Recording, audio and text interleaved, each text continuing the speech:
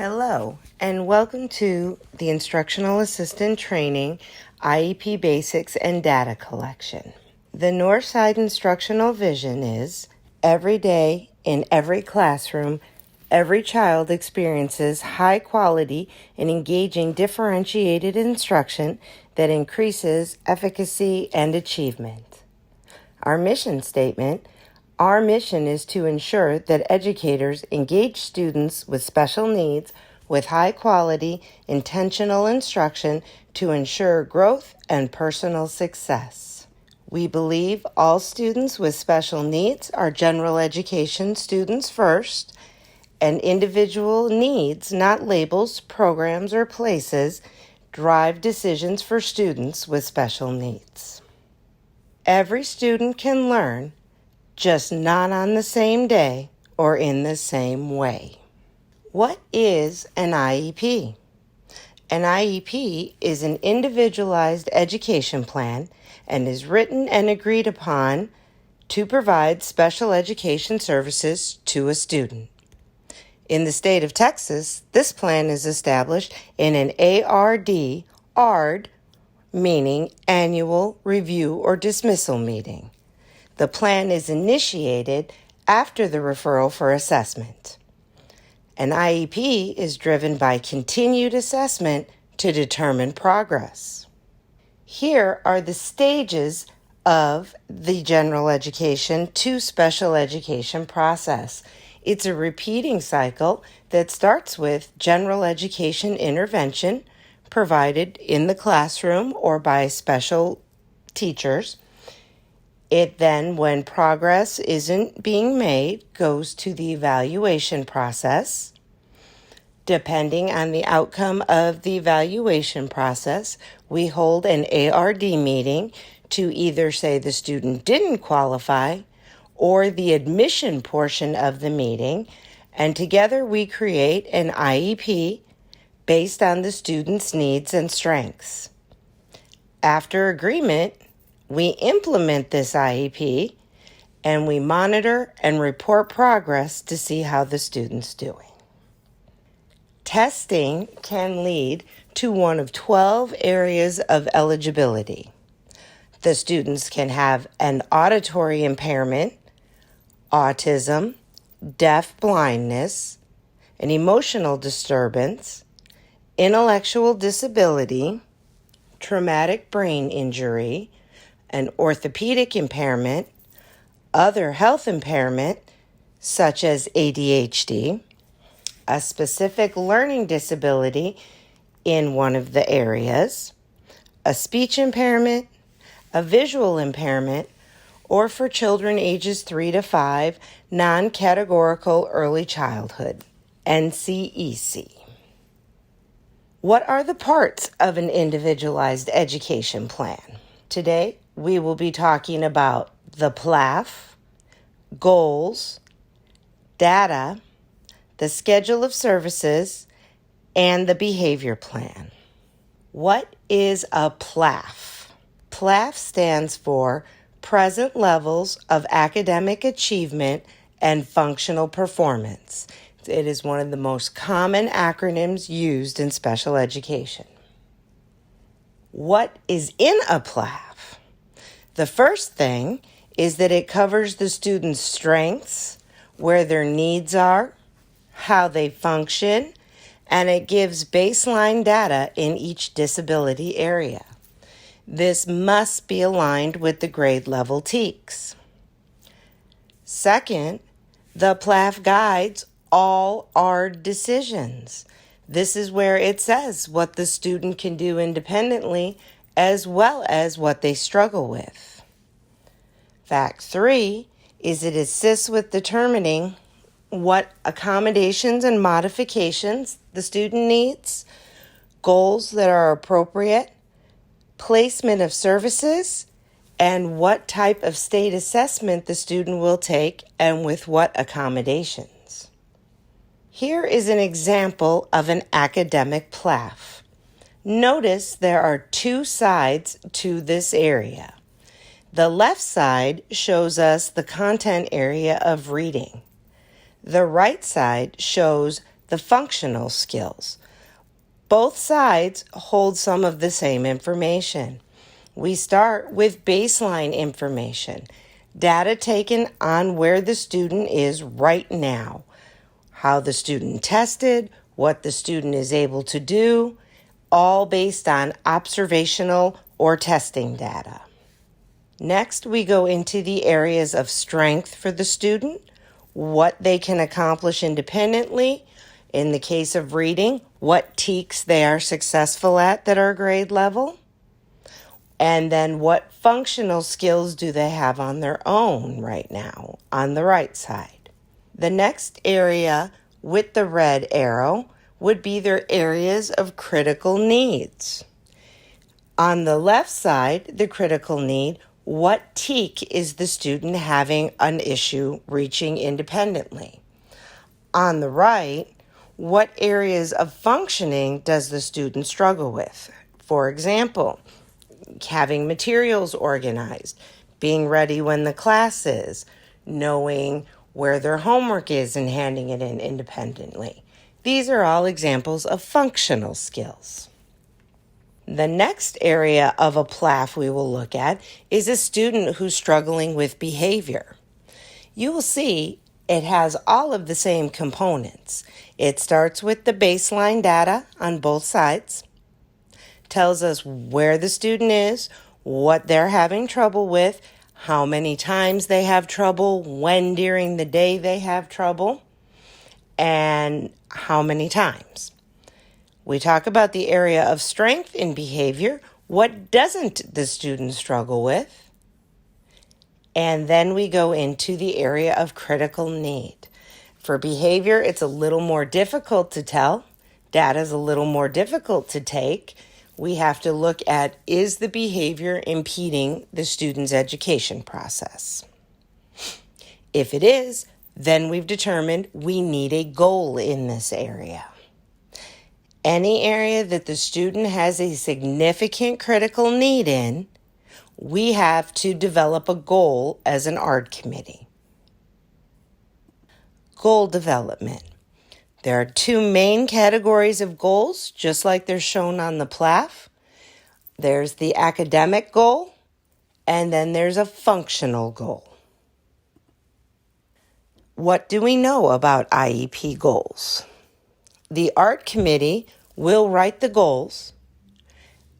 Every student who qualifies for special ed services has to have at least one annual goal that is good for one calendar year from the date of the ARD that we expect them to make progress on. The IEP goal is the target for what the student will learn in one calendar year. It identifies the area in which the student has a disability, has needs for special education services, or specially designed instruction. The purpose of goals and all special ed services is to assist the student in accessing and progressing in the general education curriculum. The goals should be something reasonably that the student can accomplish within one calendar year. The ARD committee has to meet within one calendar year from its initial date. Testing occurs every 3 years if needed, but has to be addressed every 3 years, whereas goals and progress are addressed once a year. How do we develop a goal? The goal development process. As we mentioned, we start with the PLAF. All students who receive special education must have a PLAF in their IEP that tells us where they are, based on what data, where their strengths are, and where their needs are. Then the committee creates measurable annual goals. These are the items that are listed under the critical needs in the areas on the student PLAF. As mentioned, there's two types of goals, academic goals and functional goals. The student may have both types, or they may only have one. So again, academic goals focus on what the student is learning and how they progress in the general ed curriculum. Functional goals help us focus for the student on accessing the general ed curriculum. Functional goals help the student access the general ed curriculum. Within the two types of goals, academic goals are standards-based and based on the TEKS. Functional goals are based on grade level norms for behavior and ability. For academic, they're directly linked, again, to progressing toward enrolled grade level content standards. Each academic goal has to be tied to the curriculum TEK for that grade level.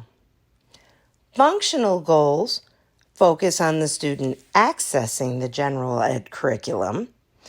These are social, emotional, communication, and executive skill based. In other words, time management, self-advocacy, and behavior. Can a goal be both functional and academic? For our 3 to 5-year-old students in the ECSE program, yes, they can be. Most 3-year-olds coming in don't have standard-based academic goals. So the majority of their goals from the pre-K guidelines help us work through social, emotional, and communication. With our older students from kindergarten through 12th grade, the TEKS are what we are aiming for. So no, they cannot be both. The student can have both types of goals, but you will not have an academic and functional goal in one. Benchmarks or short-term objectives are not required for all students. These are intermediate steps every 9-week grading period or 6-week grading period in middle school and high school. Certain programs, if a student is taking Star Alt 2, require that there are these stepping stones throughout each goal. Also, the ECSE program requires these stepping stones. Here is an example on the screen where the benchmarks would be. The goal would be from annual to annual when given graphic organizers and a multiplication chart. Elmo will solve 2-step word problems by choosing the correct operation with an average of 70% in a minimum of 8 trials per grading period. That's the goal. The benchmarks would be within the box where the blue arrow is. This is where it would say Elmo will solve 1-step word problems with an average of 60% in a minimum of 6 trials. And then we would step it up till we were at the goal of 2-step word problems with 70% accuracy in 8 trials. What are the elements of a goal? As we heard, time frame from annual ARD to annual ARD. Or if we are changing a goal in the middle of the year at a revision, from revision to annual ARD. In other words, what is the time frame that the target skill has to be accomplished? The condition is the second part of a goal.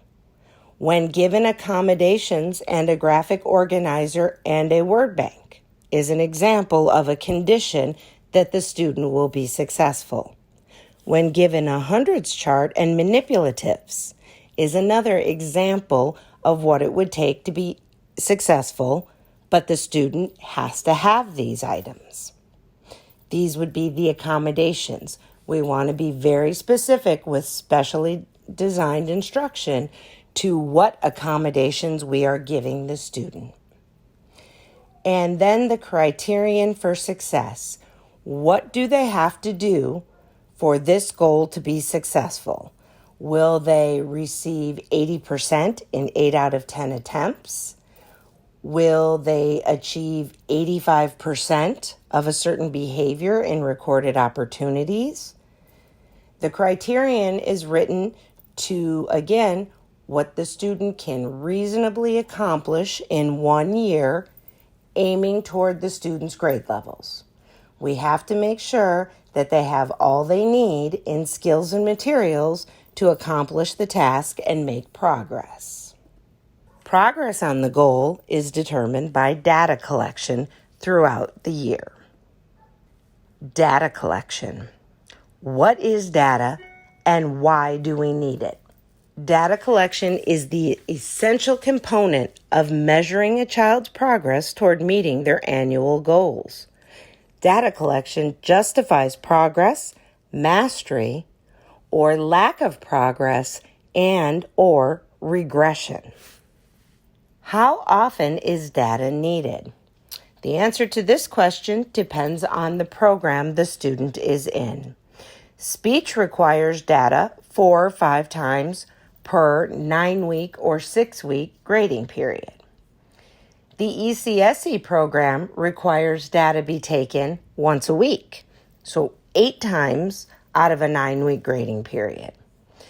ALE, or our specialized classes, 5 times per 6-week grading period, 8 times per 9-week grading period.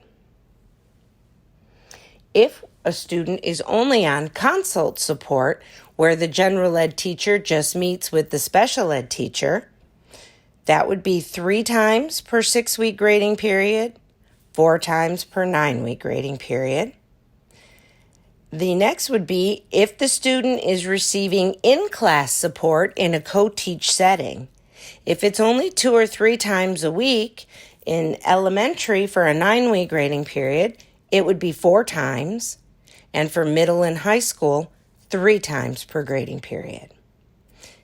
If the student is receiving support in class every day for elementary school, 8 times per 9-week grading period, 5 times for middle school and high school. For our behavior mastery classroom, depending, if the student is self-contained, data would need to be taken at least 1 time per week on goals.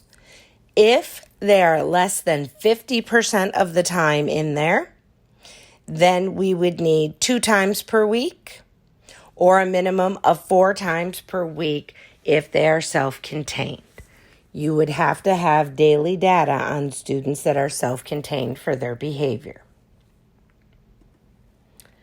There is a variety of different ways to collect data. On the screen is an example of sheets that come out of our program we use, Frontline, where the IEPs are written and created.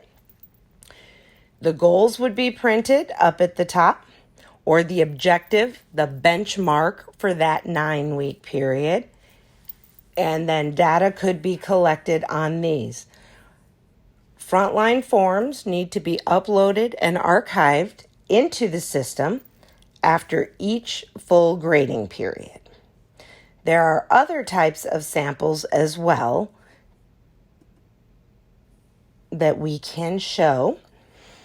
They are based, again, on what we need, how many prompts we're using to record where this data was taken. They look different. It could be yes or no. You could be recording percentages in some case. You could be recording a weekly average, depending on what the student and the goal require. Behavior data. Why do we take behavior data?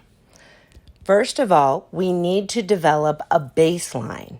This is the standard where we're starting. This should be the worst behavior is.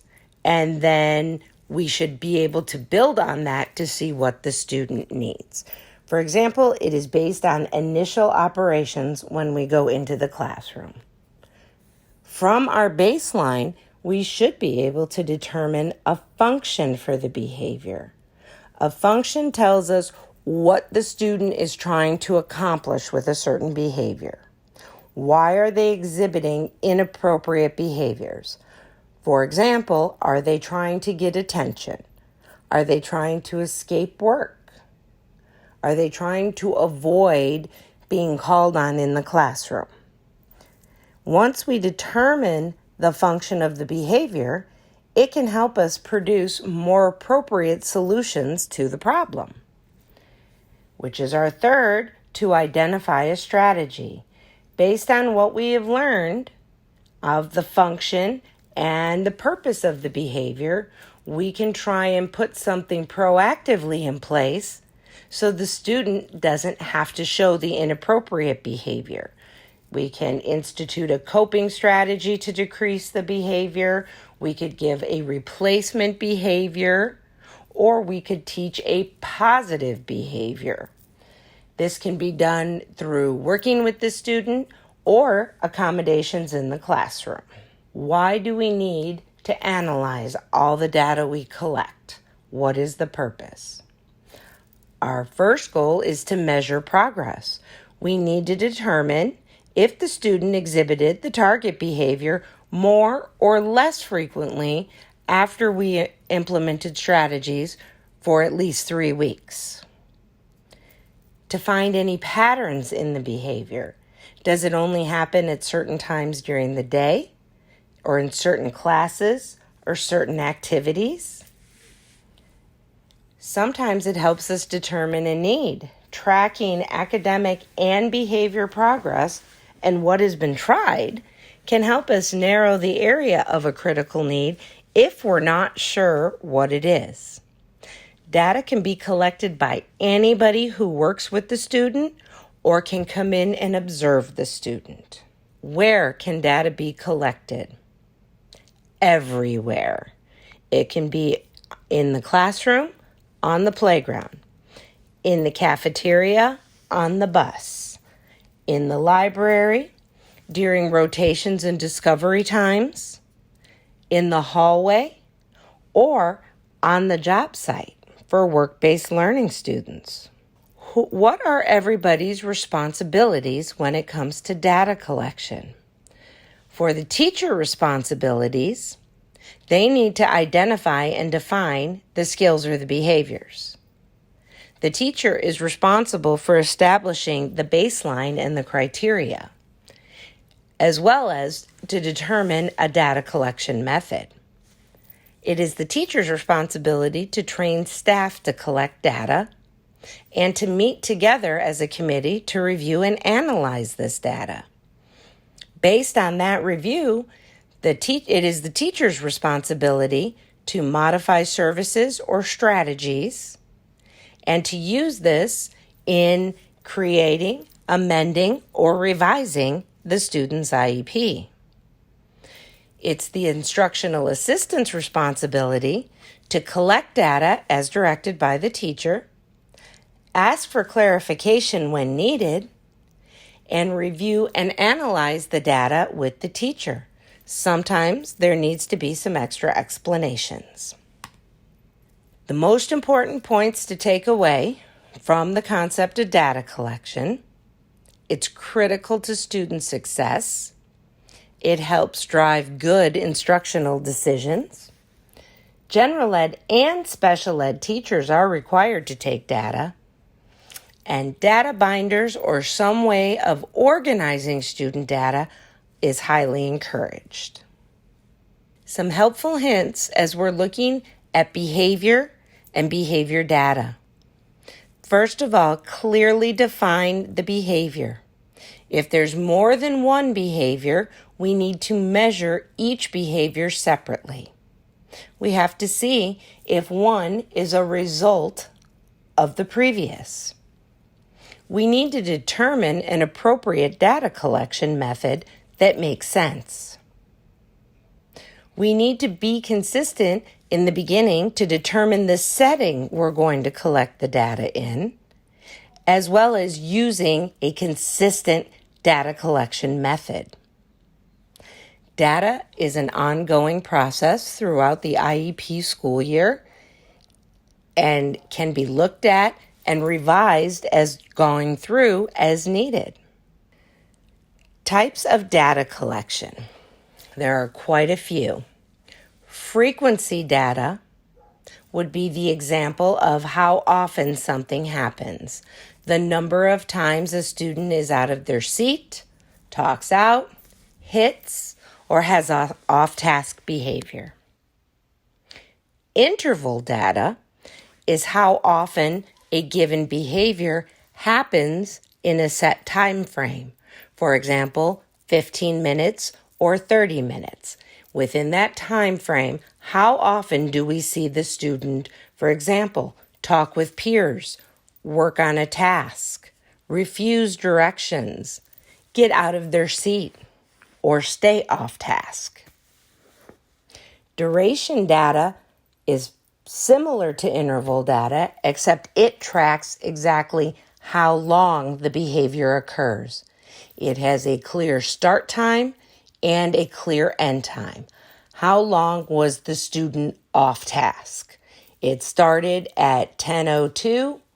It ended at 10:12.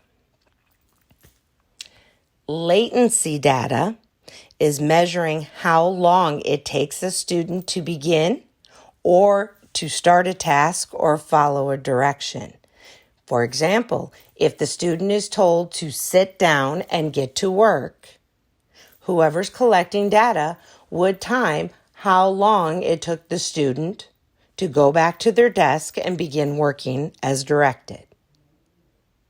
Again, it has a beginning time and an end time. The beginning time is when the directive was given. The end time is when the student complied. ABC data. ABC stands for antecedent, behavior, and consequence. This type of data is extremely effective when trying to determine the function of behavior. We write what happened right before the behavior we're looking at.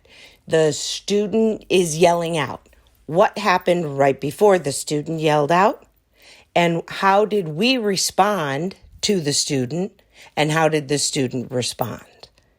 So, consequence. What happened when the student yelled out?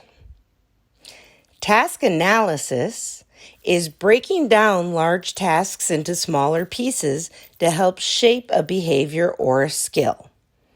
This is very effective with our work-based learning students as well as our youngest students to teach them how to transition through a day. Production rate is for work-based learning programs in the community or in the school. How much of an expected outcome is being reached?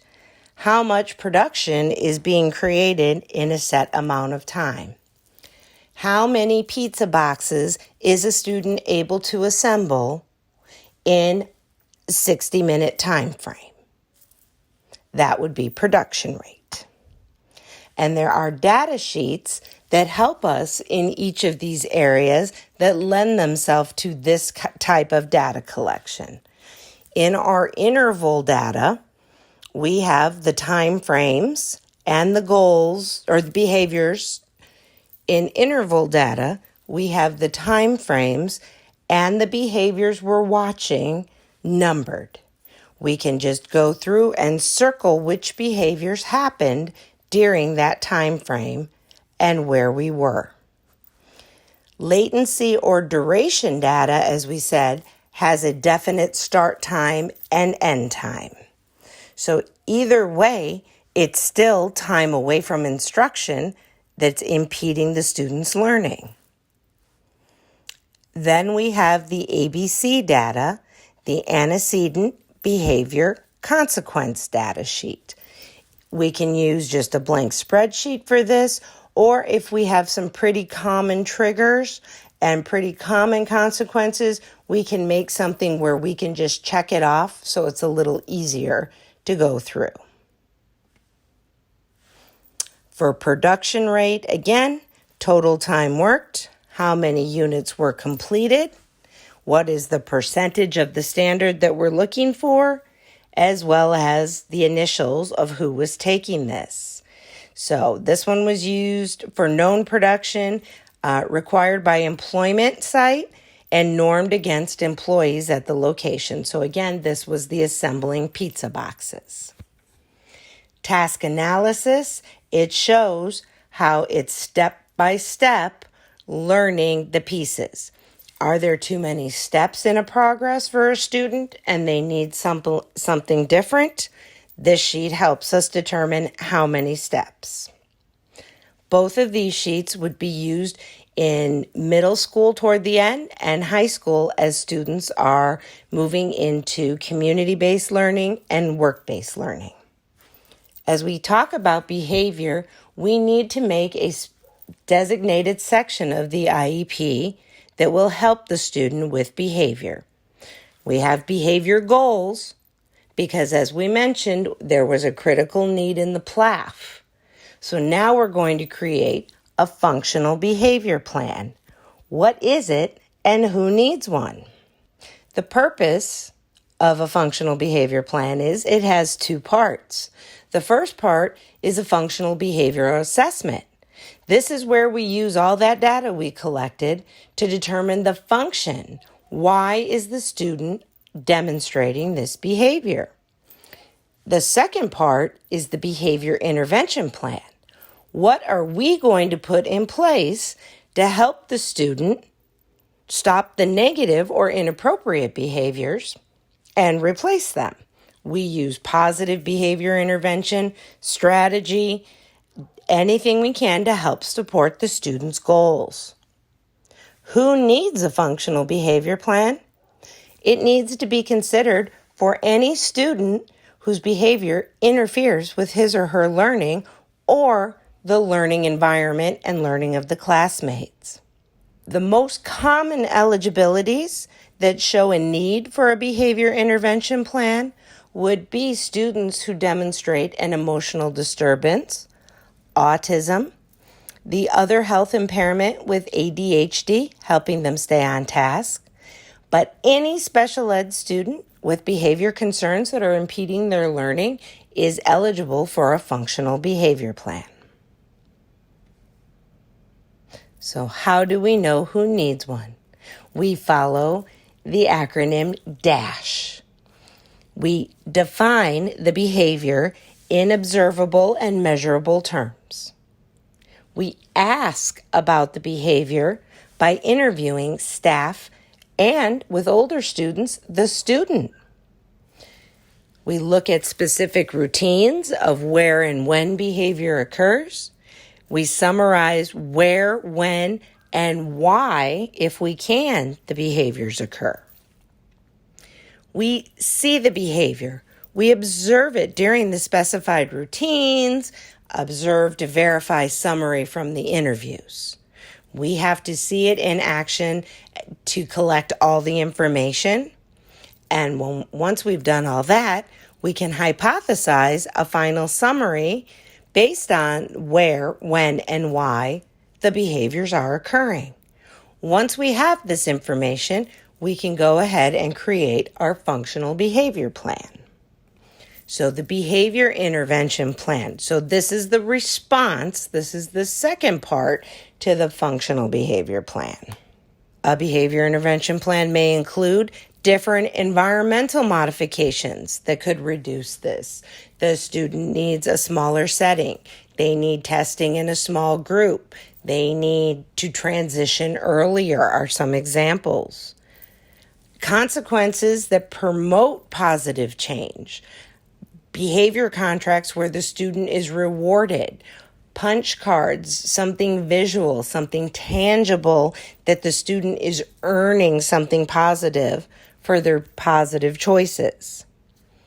We have to have the procedures for monitoring and evaluating and reassessing the plan as necessary.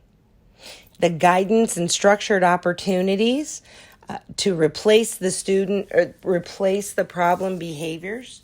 The guidance and structured opportunities to teach the student replacement behaviors, such as a social skills class, if that would be the problem, or specialized behavior support to be able to run through different scenarios, and if needed, a crisis management plan that could include the non-crisis intervention restraint training if needed.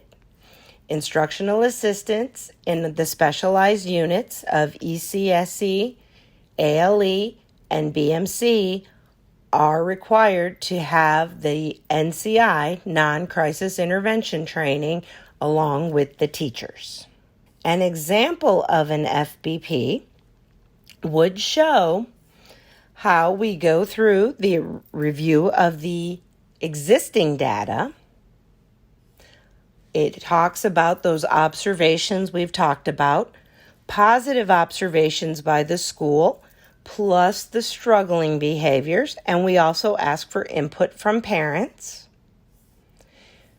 We talk about what we think the purpose is.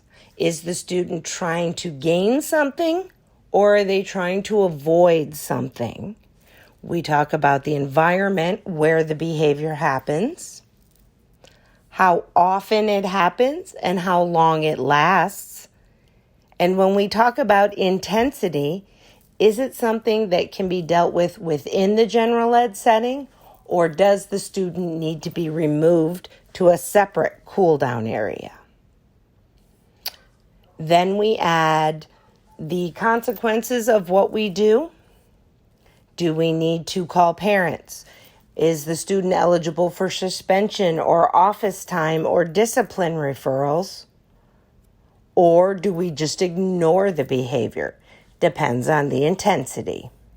So then we do the behavior intervention plan for each behavior listed. A functional behavior plan deals with no more than 3 separate behaviors. So we talk about the operational definition, which is where the student is right now, how often, how long, and what the behavior looks like. Then we talk about what behavior we would like to replace it with, which is equivalent to our goal. We talk about the positive strategies and supports we're going to put in place, what we can do before it happens to be proactive, what we can do to try and change it once it starts, what are some positive things that motivates the student, and what are the consequences when the behavior occurs no matter what we've tried. We have to make sure that that is all part of it. Then we have our schedule of services. How are we supporting this student? If the student, we saw earlier on the continuum, had 2 days of support in the general ed classroom, do they receive applied support where they're pulled out into a different classroom? An example of our schedule of services language is included in the IEP. All of the content areas. Does the student experience them in the general ed setting or in the special ed setting? Who's responsible for determining progress on the report card and the IEP? The special ed teacher, the general ed teacher, or possibly both? We have to be very specific in what each student is receiving in regards to special education support. We have a document that lists how many minutes per week the student receives. For academic support, the student could receive anywhere from a 15-minute quick review daily or 2 or 3 times a week, all the way up to 45 minutes of support in the general ed classroom every day, which would be 225 minutes a week. In combination then with possibly a pullout to work at their level. The schedule of service language is available on Employee Connection that would show you exactly how we break down service in your student's IEP. Our continuum of services, the goal is to keep the child in the least restrictive environment, which is the general ed setting. That is always our goal, to stick with. What is the least restrictive environment for each student? So sometimes it's consultative support, again, where just those two teachers support with accommodations. Sometimes it's that 2 or 3 days a week. Sometimes it's a little bit more, that little bit longer, different content areas. And then those are all in the general ed setting. Our special education setting would be when we come out of the general ed classroom, and that's where our specialized support of applied and our ALE support can happen. Our BMC and our base support happens. And then, of course, our ECSE support can count as both settings as well.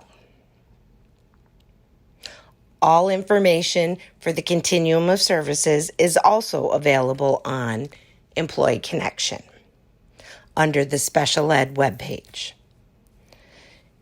So communication as an instructional assistant, how to make it effective with all of the teachers you work with. Some important things to do. Establish good, consistent communication with your supervising teacher or that case manager. Discuss a child's progress or any concerns with the supervising teacher or applicable staff, and only in the appropriate setting. The student should not be present when discussions occur regarding behavior or lack of progress. Be discreet and confidential. Be aware of who is around, including other students. Don't air school problems and confidential matters, including personality conflicts, outside of appropriate staff. Don't discuss administrative and campus problems in the presence of students. And don't gossip about problems or complain with those who cannot assist in the situation. Go to the person to discuss your problem. Some important reminders as you go through the year are ethical considerations about engaging and performing in the activities for which you are trained. Do not communicate daily information to parents without clearing it with your supervising teacher. And if a parent comes to you expressing concern, suggest that they go to the teacher or reassure them that you will definitely bring that to the teacher's attention. Confidentiality. Be mindful of what is on your computer screen when others are around. Be careful where you leave your printed materials with student information on them. And be cautious when communicating sensitive information and know who you should and shouldn't share this with. Social media. Do not use social media to air dirty laundry. Do not use social media during work hours. Do not use student or teacher names or pictures. And please be careful with having those loose boundaries of what you put on there. The teacher has the ultimate responsibility for the instruction and behavior management of the students, and the instructional assistant must follow the directions prescribed by the teacher as per the student's IEP. I hope that this has been a useful training. I would like you to think through and see if there's any idea that was new that you would like to hold on to, an idea that has changed your thinking, something that you are questioning or puzzled about now, and anything that has changed, one or more of your ideas that you would like to replace. Just some final thoughts. Recognize that you are part of the faculty and get involved with campus activities. Ask about campus-based committees, voluntary staff developments, anything that you can be part of, and enjoy your job. Behind every successful student is a team of special educators who help make it happen. Have a great year.